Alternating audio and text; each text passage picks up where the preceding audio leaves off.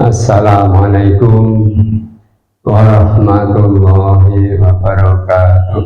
Waalaikumsalam warahmatullahi wabarakatuh. Alhamdulillahilladzi nasta'inuhu wa nastaghfiruh wa na'udzu billahi min syururi anfusina wa min sayyiati a'malina may yahdihillahu fala mudilla lahu wa may yudlil fala hadiya lahu. Asyhadu an la ilaha illallah wa asyhadu anna Muhammadan abduhu wa rasuluh la nabiyya ba'dah. Rabbi shrah li sadri wa yassir li amri wahlul 'uqdatam min lisani yafqahu qawli. Amma ba'du. Bapak-bapak, ibu-ibu, jamaah sholat subuh mushola Nur yang saya hormati, karena Bapak Ustadz Rois belum datang, insya Allah mungkin nanti sebentar lagi Bapak-bapak minta saya untuk matur di sini, katakanlah timun bungkuk sebagai tambahan gitu. Kalau tidak ada rotan, akar pun jadi. Mudah-mudahan amal kita bermanfaat dan diterima oleh Allah Subhanahu wa Ta'ala. Bapak-bapak dan ibu-ibu sekalian, kita sudah melewati bulan Ramadan kemarin. Mudah-mudahan kita dicatat oleh Allah sebagai hamba-Nya yang bertakwa. Namun monggo kita ulangi lagi, sebenarnya takwa itu seperti apa. Ini bukan untuk mengulang-ulangi lagi, tetapi alangkah baiknya kalau kita selalu mengulangi supaya terus ingat. Kalau di dalam Al-Quran banyak sekali diulang-ulang masalah takwa itu. Sebenarnya takwa itu seperti apa? Ini mari kita pelajari satu persatu ciri-cirinya orang yang bertakwa. Ini ngapunten karena memang saya tidak siap, belum siap sebisanya. Kalau di dalam Al-Quran awal surat Al-Baqarah itu disebutkan bahwa dzalikal kitabu la raiba fihi hudal lil muttaqin. Al-Quran ini adalah benar, maksudnya tidak ada keraguan padanya, itu benar. Jadi Al-Quran yang kita baca setiap hari itu adalah suatu kebenaran dari Allah. Hudal muttaqin, sebagai petunjuk bagi orang-orang yang bertakwa. Nah, kemudian orang yang bertakwa itu seperti apa? Di ayat selanjutnya disebutkan alladzina yu'minuna bil ghaibi wa yuqimuna sholata wa mimma razaqnahum yunfiqun. Orang yang bertakwa itu adalah orang-orang yang percaya kepada yang gaib.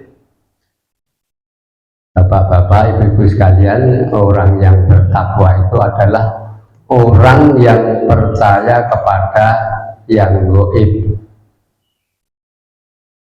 Allah itu tidak kelihatan, tetapi orang yang bertakwa harus yakin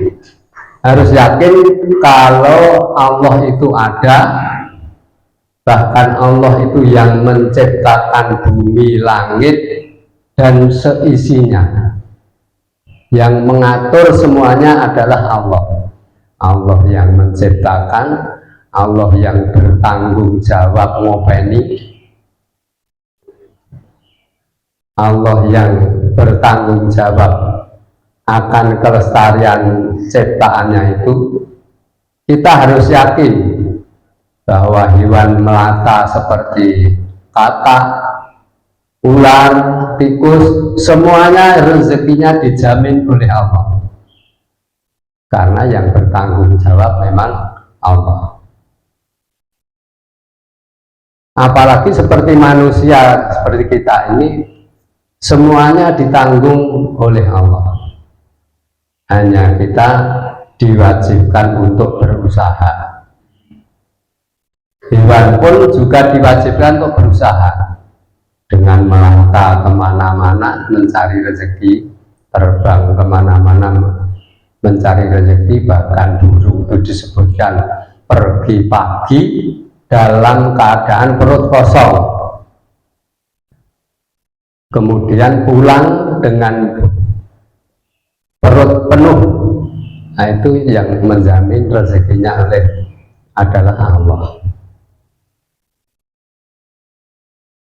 Kemudian orang yang bertakwa itu juga melaksanakan sholat, utamanya sholat wajib.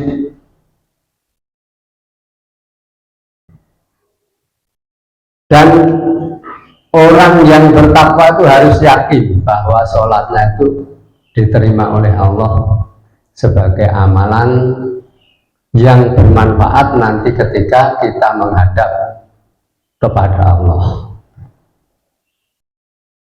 Jadi jangan sampai kita katakanlah sholat jengkang-jengking, direwangi rekoso, bangun malam, di dalam hatinya ragu. Maka kita harus yakin bahwa segala amal kita itu diterima oleh Allah, sehingga kita semakin bertambah pengalaman kita dalam sholat, akan semakin khusyuk. Maka orang yang bertakwa itu mestinya sholatnya sama.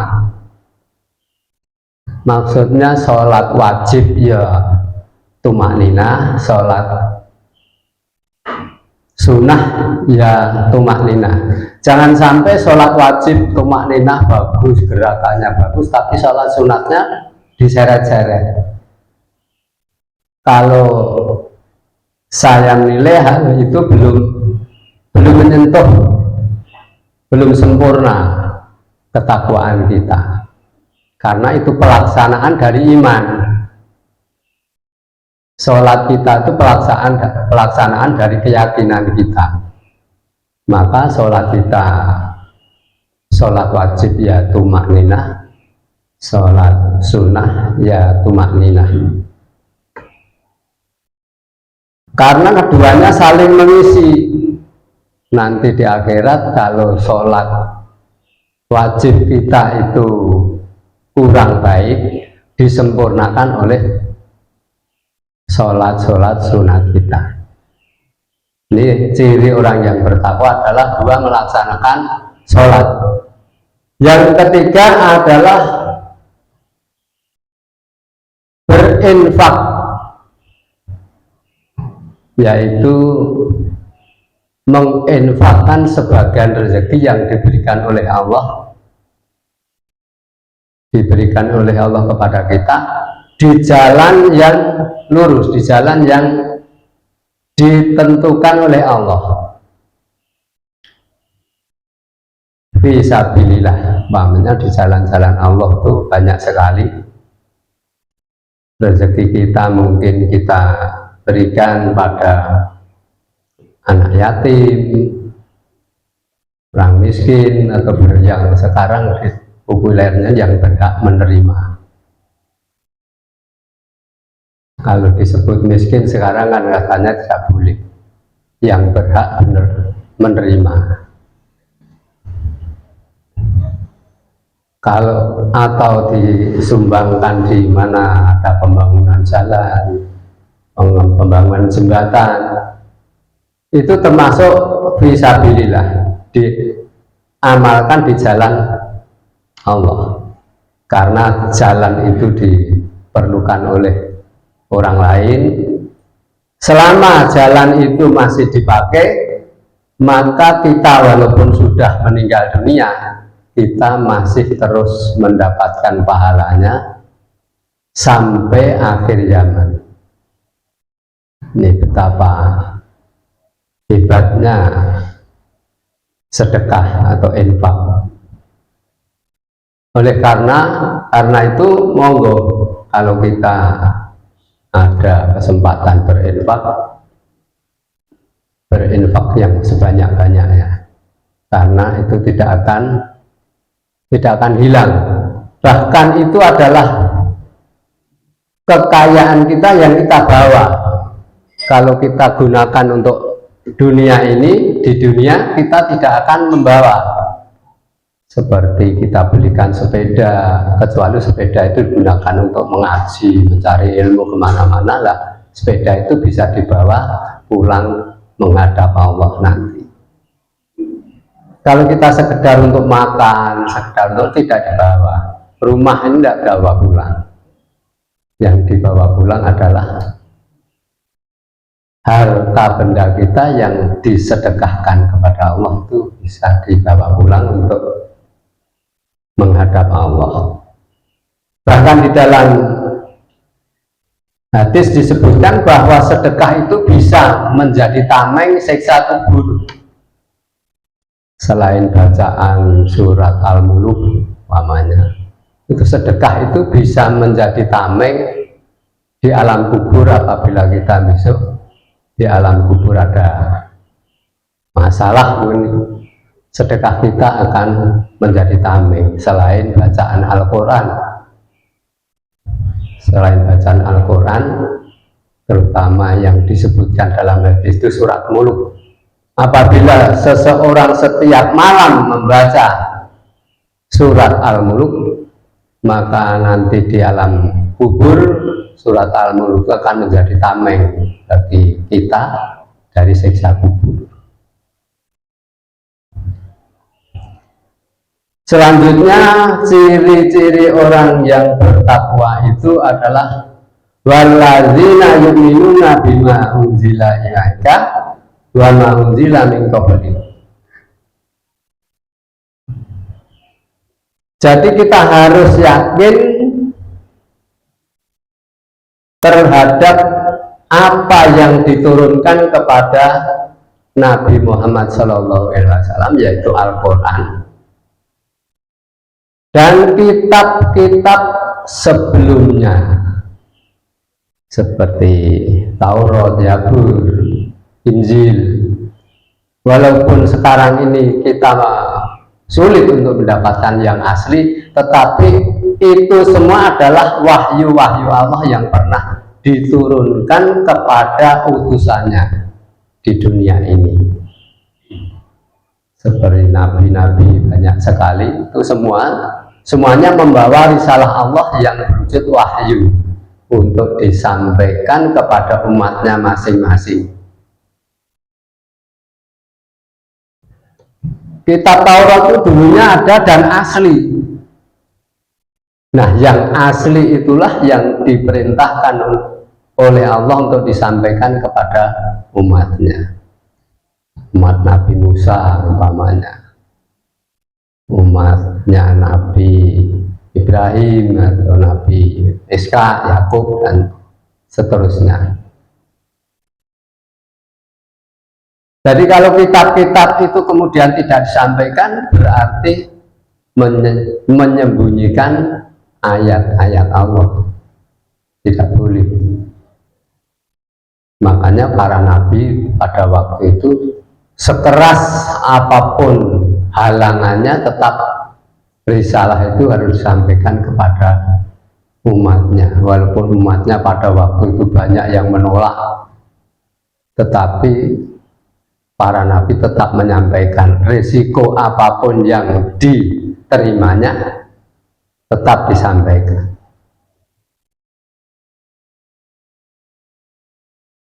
Kemudian juga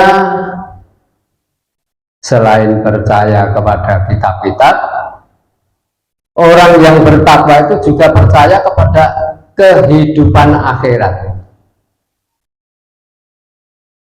Jadi kehidupan akhirat seyakin-yakinnya kita harus yakin, karena yang gaib itu sudah kita banyak mengenalnya, sudah bisa. Karena itu juga masalah gaib, kita harus percaya bahwa kehidupan itu, akhirat itu ada, dan kita harus ngalami seperti kematian. Kita kan walaupun kita tidak percaya, kita tetap saja mati. Jadi mati, kematian itu kita percaya bahwa kita semua akan mati. Seperti halnya hidup, kita hidup mesti mati. Kullu nafsin dha'iqatul maut.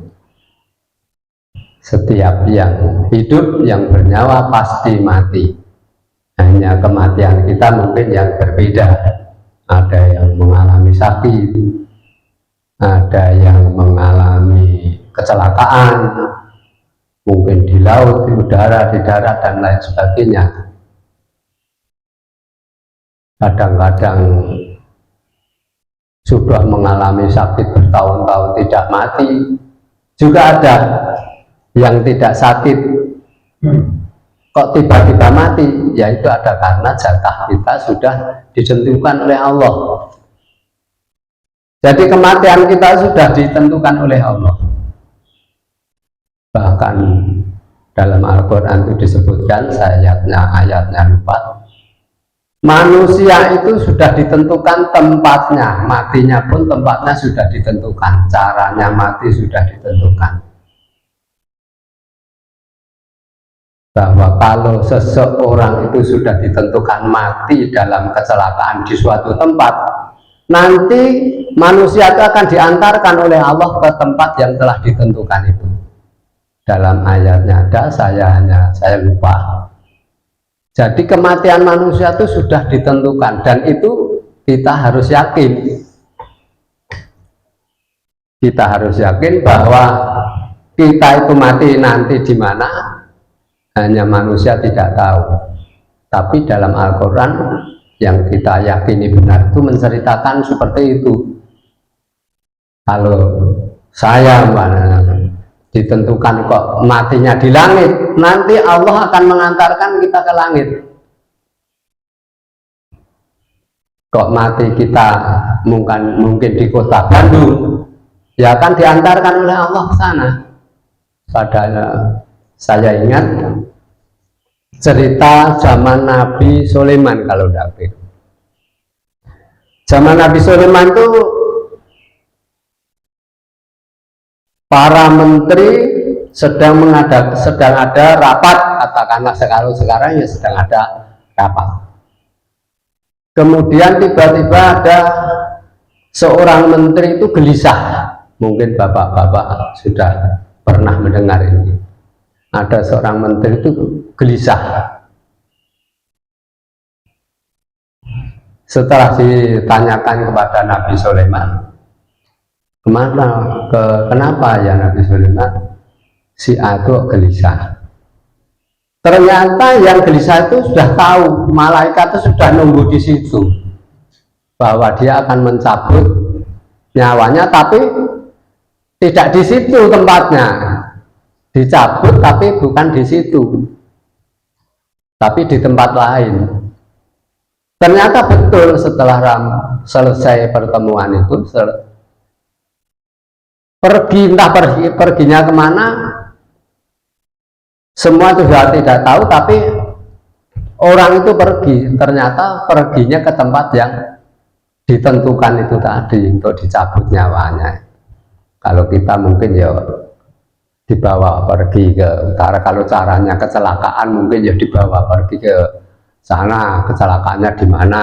Nah itu sudah ditentukan, atau ditentukan diambilnya secara tiba-tiba setelah sholat pulang sampai di jalan kok meninggal, ya di situ itu ketentuannya.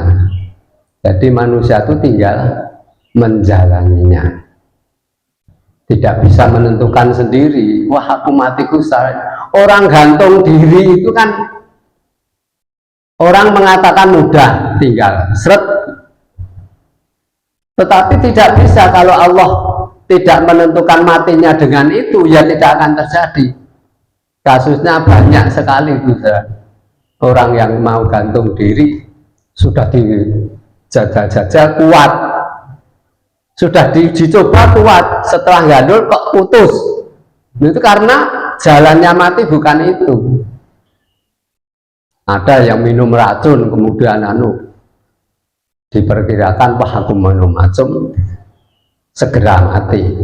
Ternyata tidak, karena Allah tidak menentukan matinya lewat itu. Nah, itu kita harus yakin. Itu orang yang bertakwa. Jadi orang yang bertakwa itu harus yakin yang disampaikan Allah kepada kita lewat Nabi kita Muhammad SAW itu benar.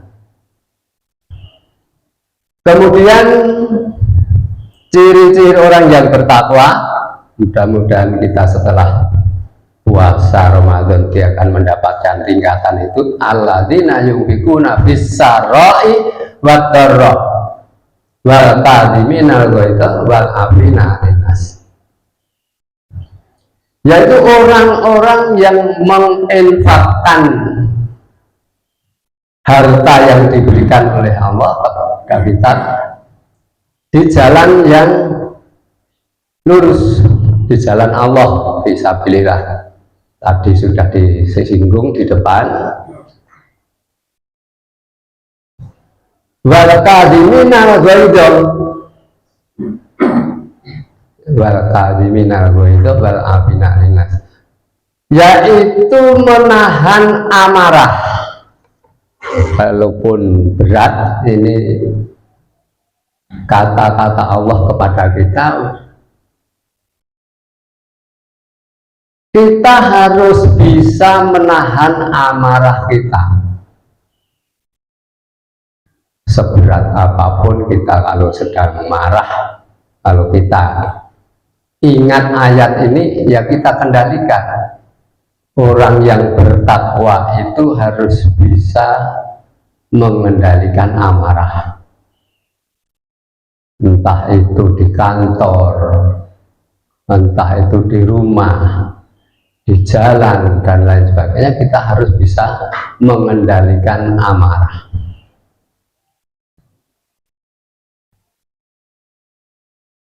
Karena amarah itu akan banyak mudaratnya atau banyak negatifnya daripada positifnya.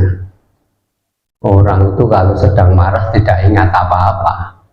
Bahkan kalau kita melihat atau mendengarkan tayangan TV yang koboi jalanan tiba-tiba marah dengan orang lain dengan mengeluarkan senjata dan lain sebagainya, itu karena amarah, tidak bisa mengendalikan amarah.